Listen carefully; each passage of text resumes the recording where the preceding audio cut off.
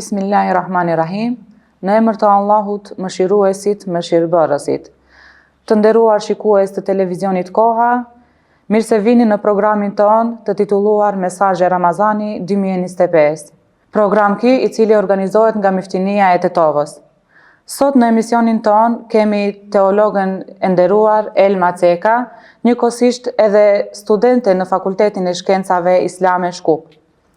Tema me të cilën do të flasim sot është bamirësia dhe solidariteti në Islam. E nderuar, mirë se keni ardhur. Mirë se u gjetë.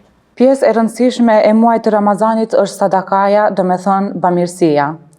Çfarë mund të na tregoni për vlerën dhe rëndësinë e bamirësisë dhe solidaritetit në këtë muaj të bekuar? Bismillahirrahmanirrahim. Në emër të Allahut, mëshiruesit, mëshirbërësit. Falënderimi dhe lavdërimi i takon Allahut, krijuesit të gjithësisë. Ndërsa salavatet dhe selamet qofshin mbi vullën e pejgamberëve, Muhammed Mustafa sallallahu alaihi wasallam, mbi familjen e tij të pastër, mbi shokët e tij besnik dhe mbi të gjithë ata të cilët e ndoqën, e ndjekin dhe do të ndjekin rrugën e tij deri në ditën e gjykimit. Assalamu alaikum wa rahmatullahi wa barakatuhu. Paqja, mëshira, begati dhe rahmeti i Allahut qoftë mbi ju.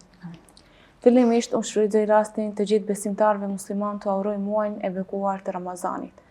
Muajin të cilën Allahu e dalloi dhe veçoi nga muajt e tjerë. Neve e dim se muaji i bekuar i Ramazanit përfshin një numër të madh të veçorive. Ndër ato veçori që e bën të veçantë këtë muaj, nuk ka dyshim që është bamirësia dhe solidariteti në mes njerëzve. Pasi që ne si musliman nëpërmjet agjerimit, përveç se i shprehim adhurim Allahut, ne ndjejmë urinë, ndjejmë etjen, ndjenjë e cila na bën të jemi mos solidar në mes njerëzve. Muaji i Ramazanit konsiderohet si një periudhë e veçantë për çdo besimtar, për çdo musliman, sepse ky muaj nuk është vetëm një kohë kur ne distancohemi nga ushqimi dhe pija gjatë ditës, por është një periudhë e ndjeshmërisë dhe kujdesit ton ndaj atyre të cilët kanë nevojë për ndihmën tonë. Bamirësia dhe solidariteti janë dy vlera thelbësore të Islamit, të cilët kanë një vlerë të madhe e sidomos në këtë muaj të bekuar të Ramazanit. Sepse është koha kur besimtarët janë më të afruar, kur besimtarët mundohen që të bëjnë sa më shumë vepra të mira për t'u afruar tek Allahu, për të fituar kënaqësinë e Allahut dhe për të qenë më afër atyre të cilët kanë nevojë për ndihmën tonë. Allahu fuqiplot na nxit që ne të jemi bamirës dhe jo ne të jemi të pakujdesshëm dhe ndaj pasurisë të cilën e kemi, për shkak se kur ne japim, kur ne ndihmojmë, kjo vetëm se neve na sjell mirësi dhe kjo do të jetë investimi jon për botën tjetër. Po ashtu neve kemi edhe porositë e pejgamberit sallallahu alaihi wasallam, ku na porosit që të jemi bamirës dhe të jemi sa më afër nevojtarëve. Ku hadithet e pejgamberit alayhi salatu wasalam janë udhëzime të cilët na flasin për rëndësinë dhe shpërblimin e bamirësisë, për shkak se vetë pejgamberi alayhi salatu wasalam ka qenë njeri bujar, ka qenë njeri solidar, ka qenë ai i cili ka qenë më afër atyre të cilët kanë patur nevojë. Vetë pejgamberi alayhi salatu wasalam solidaritetin e tij e ka shtuar edhe më tepër gjatë muajit të bekuar të Ramazanit. Ku në një hadith pejgamberi alayhi salatu wasalam thotë: kush ja plotson nevojat vëllaut të tij, Allahu do t'ja plotson nevojat e tij. Kushdo që e nxjerr vëllaun e vet nga vështirësitë e dynjas, Allahu do ta nxjerr atë nga vështirësitë e ditës së gjykimit. Ne nuk duhet harruar atë se Allahu i do bamirësit, Allahu i çmon bamirësit. Saqë në ajet kuranor Allahu xhaleshanuhu potencon dhe thot: ata që japin dhe shpërndajnë është sikur kanë hyrë në tregti me Allahun. Pra ai njeri i cili jep, ai njeri i cili ndihmon, është sikur të ketë hapur një xhirologari me Allahun, xhirologari e cila do t'i shpërblejë si në këtë botë, po ashtu edhe në botën tjetër. Po ashtu pejgamberi alayhi salatu wasalam na mëson se nëpërmjet bamirësisë apo nëpërmjet sadakas, pasuria jon nuk shteret dhe nuk humbet, por ajo vetëm se shtohet. Për shkak se vetë pejgamberi alayhi salatu wasalam ka qenë ai i cili gjatë muajit të bekuar të Ramazanit ka dhënë pa llogari. Ka qenë ai i cili vazhdimisht është kujdesur për rrethin dhe për shoqërinë e tij, që askush prej tyre të mos ngele i braktisur, të mos ishte në vështirësi. Dhe Ky shembull i pejgamberit alayhi salatu wassalam padyshim që duhet të na frymëzojë të gjithëve, që t'i hapim zemrat tona, t'i hapim duart tona dhe të jemi sa më afër atyre të cilët kanë nevojë për ndihmën tonë. Të ndihmojmë me atë sa kemi mundësi, saqë bamirësinë ta bëjmë një mënyrë jetese për ne dhe jo vetëm një akt të rëndësishëm, jo vetëm një akt humanitar brenda muajit të bekuar të Ramazanit. Për shkak se kur ne dhurojmë, kur ne ndihmojmë, ne fillimisht e lumturojmë veten tonë, ne lumturojmë edhe Allahun, e Allahu neve do të na lumturojë edhe më shumë në ditën e gjykimit. Ne vëdim se sadakaja është mrekulli. Sadakaja është ajo e cila e ndryshon jetën e njeriut. Tregon një ngjarje në kohën e pejgamberit alayhi salatu wassalam, njëri nga shokët e pyetën pejgamberin alayhi salam: "Ja Resulallah, cila është e vepra më e mirë që Allahu e don shumë dhe peshon rënd tek ai?" Pejgamberi alayhi salatu wassalam ju përgjigj duke i thënë: "Puna më e mirë pas veprave obligative, puna më e mirë pas farzeve është futja e gëzimit në zemrën e vëllaut tënd." Në hadithin tjetër pejgamberi alayhi salatu wassalam thotë: "Të jeni bamirës me atë sa keni mundësi." Dhe ne si musliman, bamirësinë nuk do ta lidhim vetëm në aspektin material, por të japësh një buzëqeshje është sadaka, të thuash një fjalë të mirë është sadaka, ta bësh një lutje për dikën në nevojë është sadaka, por e ta shtrim dorën për ata të cilët janë në vështirësi, edhe kjo është sadaka. Pra, nuk duhet që ta perceptojmë atë bamirësinë vetëm në aspektin material, për shkak se në kohën ku ne sot jetojmë, me të gjithë këto begati që na ka dhënë Allahu, ka njerëz të cilët kanë nevojë për një mbështetje shpirtërore, kanë nevojë për një buzëqeshje, kanë nevojë për që dikush t'ia thotë një fjalë të mirë. Andaj, le ta bëjmë këtë si sadaka. Le të mundohemi që t'i ndihmojmë të tjerët, t'u dhurojmë buzëqeshje, t'u themi fjalë të mira, t'i mbështesim në aspektin shpirtëror dhe moral, për shkak se ka njerëz të cilët kanë më tepër nevojë për këto sesa për gjërat materiale.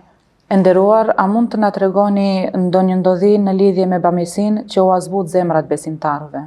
Tregohet një rast se një plak i shtyrë në moshë ka lëshuar dorën për të kërkuar lëmosh, dhe afër tij kalon një djalosh i ri duke i thënë: "O babai im, të kërkoj falje sepse nuk më qelloi asgjë për të ndihmuar në aspektin material." Plaku ja ktheu duke i thënë: "O birim, me të vërtetë ti më ke dhënë aq shumë saqë sikur edhe të ma jepje pasurinë më të madhe, nuk do të më kishe bërë që ta ndjeja këtë ndjesi dhe këtë kënaqësi që ma ofrove ti." Dhe ky djalosh i ri i habitur filloi që të shikonte për shkak se ai e dinte se nuk e ndihmoi me atë që ai e kërkonte. Por plaku i tha se kishte një kohë të gjatë që dikush nuk ja kishte ofruar atë ndjesi dhe atë afërsi që ja kishte ofruar ky djalosh i vogël. Andaj kjo duhet të jetë një mësim për ne. Për shkak se sot njerëzit kanë nevojë për përkrahjen që nuk e gjejnë tek të tjerët. Sot njerëzit nuk gjejnë dashuri, nuk gjejnë mbështetje, nuk gjejnë afërsi tek të tjerët. Andaj të mundohemi që këtë ta bëjmë si sadaka, mundohemi që të jemi në mbështetje të njerëzve, të mbështetim në aspektin material, në aspektin moral, t'ju themi fjalë të mira, t'ju dhurojmë buzëqeshje, për shkak se në qoftë se ata të cilët neve i ndihmojnë, i ngrejnë duart dhe bëjnë dua tek Allahu për ne, padyshim që Allahu do t'u pranojë lutjet atyre. Pejgamberi alayhi salatu wassalam në një hadith thotë: "Veprat tona të mira do të jenë shkak që Allahu të na shpërblej në mënyrë të vazhdueshme." Ndërsa në hadithin tjetër pejgamberi alayhi salatu wassalam thotë: "Largimi i çdo pengese nga rruga është sadaka." Është transmetuar nga Aisha radiallahu anha e cila ka thënë: "Më erdhi një grua së bashku me 2 djemt e saj dhe më kërkoi lëmosh, por unë nuk kisha gjë tjetër që t'i jepja përveç se një kokë hurme. Unë ja dhurova hurmën edhe ajo e ndau përgjysëm dhe u adhuroi djemve të saj dhe për vete nuk mori fare. Dhe kur erdhi pejgamberi alayhi salatu wassalam, unë i tregova atë që ndodhi. Pejgamberi alayhi salatu wassalam i tha: "Kush vepron në një situatë të ngjashme ashtu siç veproi Aisha, kjo do t'i bëhet perde e mirë nga zjarri. Të tillë duhet të jemi edhe ne. E tillë duhet të jetë edhe shoqëria jonë, duhet të jemi më të solidarizuar, duhet të jemi më human, duhet të jemi shembull në sinqeritet, në ndihmë, në bashkëpunim për një të ardhme më të mirë dhe më të ndritur. Andaj neve kemi mundësinë përpara. Jemi në këtë muaj të bekuar të Ramazanit dhe të mundohemi që të jemi më bujar, të jemi më të solidarizuar, të jemi më të lidhur me nevojat e të tjerëve. Le të bëjmë bamirësi, por jo vetëm për t'i ndihmuar ata të cilët kanë nevojë për ne, por për t'i pastruar zemrat tona dhe për t'u lidhur edhe më shumë me Allahun, krijuesin e gjithësisë. Le të përpiqemi që të ndihmojmë, mirë po këto vepra të mira të mos ngelen vetëm gjatë muajit të bekuar të Ramazanit, por të dhurojmë buzëqeshje, të themi fjalë të mira, të ndihmojmë ata të cilët kanë nevojë për ne edhe jashtë muajit të bekuar të Ramazanit. Le të japim nga ajo që kemi, qoftë pasuri, qoftë kohë, qoftë dije, qoftë mbështetje shpirtërore dhe materiale, për shkak se vetëm në këtë mënyrë mund ta ndërtojmë një shoqëri ku mëshira dhe drejtësia mbizotrojnë dhe secili nga ne ndjen përgjegjësi për mirëqenien e tjetrit. Faleminderit. Cili do ishte mesazhi përfund për shikuesit tanë? Mesazhi që mund ta lë për fund është se Ramazani nuk është vetëm muaj e agjerimit dhe adhurimit, por Ramazani është edhe koha për të përforcuar edhe më tepër bamirësinë dhe solidaritetin në mes njerëzve. Ramazani është periudha ku ne ndjejmë urinë për t'i kuptuar nevojtarët. Është koha kur ne sakrifikojmë për t'i ndihmuar ata të cilët kanë nevojë për ndihmën tonë. Dhe është koha kur ne mësojmë t'i vlerësojmë begatitë që na janë dhënë nga ana e Allahut, krijuesit të gjithësisë. Në këtë muaj të bekuar, bamirësia dhe solidariteti janë veprat më të dashura tek Allahu. Kur ne japim me dorën e djathtë, duke mos e parë dora e majtë, kur ne e ushqejmë një agjërues, kur ne e lumturojmë një të varfër, kur ne e gëzojmë jetimin, këto nuk janë vetëm vepra të mira, por janë vepra të cilat ne fitojmë edhe dashurinë e Allahut dhe ne sigurojmë begati të panumërta si për këtë botë, po ashtu edhe për botën tjetër. Një hurmë të cilën mund t'ia dhurojmë dikujt si sadaka mund të jetë mburojë e zjarrit në ditën e gjykimit. Çdo copë bukë që mund ta japim, sado e vogël të na duket neve, për dikë mund të jetë vetjeta. Një lutje e sinqertë që mund të bëjmë për motrat dhe vëllezërit tonë, mund të jetë çelësi i mëshirës së Allahut fuqiplot. Kur ne dhurojmë, ne nuk dhurojmë vetëm një pjesë nga pasuria jonë, por ne japim dashuri, japim shpresë, japim besim. Unë nuk mendoj se ka diçka më të bukur se të jesh arsyeja e buzëqeshjes së dikujt. Nuk ka diçka më të mirë se të shohësh një jetim i cili gëzohet se dikush e kujtoi dhe e ndihmoi. Në këtë muaj të mëshirës, derisa ne ulemi në iftar me sofra të mbushura, le t'i kujtojmë ata të cilët i ngrejnë duart dhe kërkojnë nga mëshira e Allahut për shkak se nuk kanë asgjë tjetër. Bamirësia në këtë muaj të bekuar nuk është vetëm një akt i rëndësishëm, nuk është vetëm një akt humanitar, por është dera drejt xhenetit. Bamirësia nuk është vetëm një ndihmë, por bamirësia në këtë muaj është dritë që mbetet përgjithmonë. Bamirësia nuk është vetëm të japësh, por bamirësia është edhe investimi jon për botën tjetër.